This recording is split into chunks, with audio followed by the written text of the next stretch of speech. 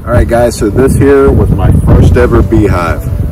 Gone 4 years, I believe, with it, and it's been going strong, and the paint's still holding up the way I painted it originally. A little bit of excess junk on it.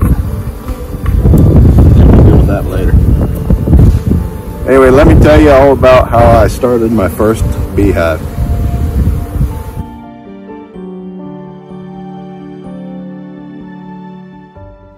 So it was time to take the plunge and finally step off into raising honeybees. First thing I had to do was create my first hive. So I purchased the raw materials and started assembling it myself. And there you can see my little helper has showed up. He couldn't even talk at this point, but he wanted to be right there where Dad was, doing what Dad was doing. So he'd stand there and watch me all day long. I had a friend at work that raised bees, and he pretty much got me interested and excited about keeping bees.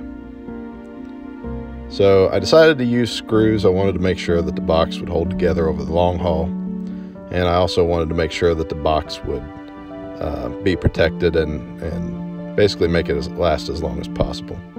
So I decided to do a layer of primer first and get it covered real good here. And then after the primer went on, it was time to do a layer of black paint. This would be the undercolor, basically, for the pattern that I was going to put onto the hive. And I did 2 layers, I believe, of the black paint. Like I say, I wanted to make sure that this one was covered really well. I bought a stencil off of eBay. Had somebody make it specifically to fit the box that I was designing. Then I got some yellow spray paint and put the first coat on. And then here you can see I was pretty much finishing it up. Got a real nice vibrant yellow.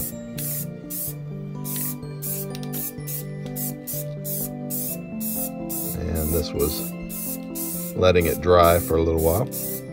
It was time to pull her off of there carefully. The spray paint seems to dry pretty hard, so I waited for it to dry before I pulled this off. I probably should have pulled it off wet, but I was kind of smearing it a little bit, so I decided to let it dry. Had a really nice design though. It looked really good. And of course, being the first beehive, you know, we wanted to kind of make it stand out and make it something we would recognize immediately in the bee yard. Then about that time, my daughter's bee suit came in. She loved it. Then of course mine showed up. So now it was just time to wait on the bees. When the bees came in, the mailman was a little freaked out by them. I gotta say, they were pretty loud. But he wouldn't deliver them. I got a call from the post office, and they told me I was gonna have to come get my bees because he wouldn't deliver them. So drove down to the post office and picked them up. And they basically come in this container here. They're eager to get out. There is some die-off. Bees' lifespan is only about 40 days. So you will have some die-off from older bees. That's normal. There is a metal can in there that has some sugar water in it, so it sustains them and keeps them alive during the trip. So I set up my hive out here on some blocks and got it all squared up and level, and made sure that I dug down into the ground so that, you know, it wasn't tilted backwards and rainwater could get in the front of it. Put a little bee stencil on the front of it. Really kind of did it up. Now it's time to add the bees. So first thing we do is take the top off and spray them a little bit with some sugar water. And that basically just gives them something to do, keeps, you know, kind of wets their wings so they don't fly as much. And then they start cleaning each other eagerly. They love sugar water, so that keeps them busy. Then we pull this can of sugar water up out of here and get it out of the way so we can access the bees. And I've got the top ready to go on, just slide that on there. And then the queen bee was attached to this little string. She's in a separate little tiny wooden cage. And inside the cage, I'm swinging her around a little bit there. Anyway, inside the cage, you can see that block there. That's a sugar block or a candy block. And there's a little entrance or access hole down there with a cork in it. You just pull that cork out, and the bees can eat at that candy over the course of 3 or 4 days. And after they eat through the candy, they'll release the queen. And usually the reason for that is that the queen is a new queen to these bees. The bees have been pulled out of an existing hive, put in this container, and then a new queen has been added in there. So what we're doing here is just shaking the bees down in there. It looks a little rough, but they can take it. We're just getting the bulk of the bees out and into the hive with the queen. So anyway, the queen in that cage allows the bees to kind of get used to her and to accept her over time, because they had a queen prior to being put in this box, so they're not used to a new queen. So they can't get in and potentially kill her, but they can kind of smell her and get used to her. And by eating on the candy for 3 or 4 days, it gives them more time to adjust to her. So when they finally do let her out, they're good to go, and she can start, you know, mingling with the bees and laying eggs. So we get the top on here. I've got a feeder on the inside. That's the round white thing you see here. And the bees can access it from down in the hive, crawl up into the feeder, but they can't get out of the feeder, and they can't get, you know, up into the top of the hive other than just the feeder. So pour the rest of this sugar water out of the spray bottle, and then the can that came with them, I broke a hole into it and pour the rest of the sugar water that's in there into the feeder, and that way, you know, we don't waste it. Whenever bees come in new like this, they don't have any drawn comb. It takes them a while to draw out comb that they can store resources in, and it takes them a while to gather resources. So if you don't feed them something, then they have no food and they can't sustain the hive very well. So it's important to feed your bees initially so that they can have time to build their storage areas and then go out and find the resources and bring in. This is an external feeder that you see here, and I didn't have an entrance reducer on there. I should have put an entrance reducer on, because a new hive can have a hard time defending their hive against other hives in the area that are larger. But they did all right. They did have some problems, but I finally figured it out and got them squared away. There you can see the queen cage. Here, this is a couple days later, just kind of checking on them. And you can see they're up in the feeder eating. Pulled the queen cage out, and I was looking, you know, to see how the queen was doing.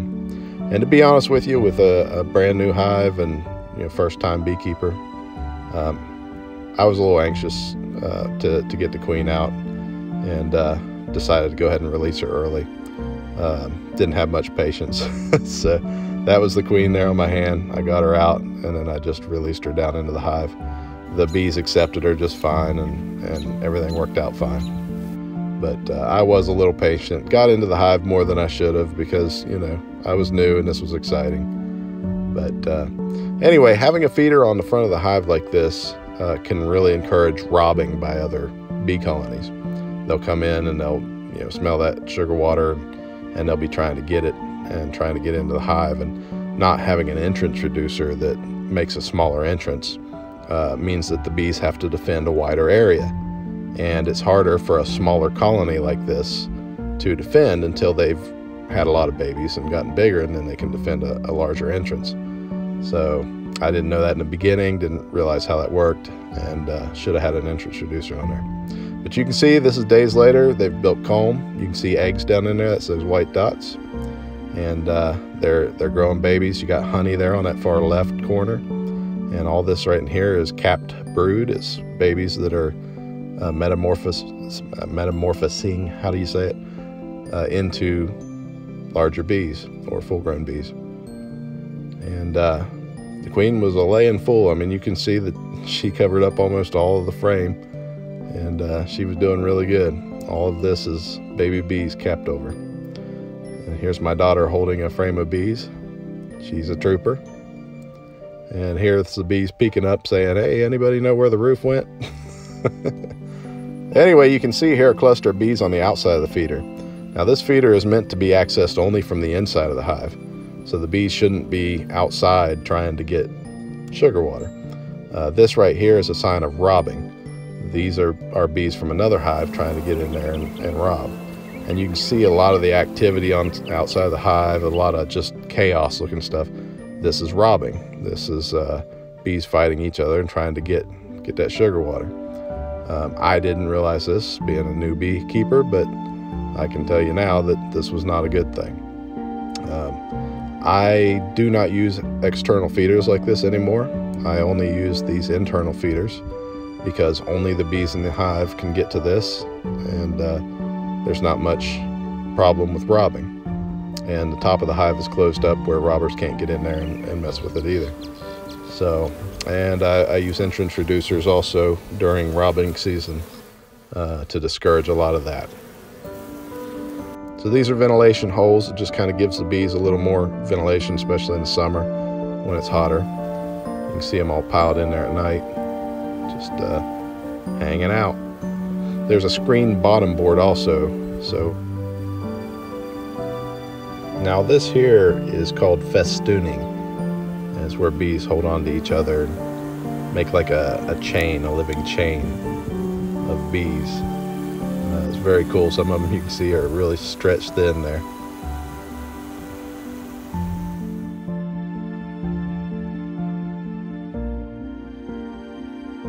So as the year went on, the bees got big enough that we could throw a second box on.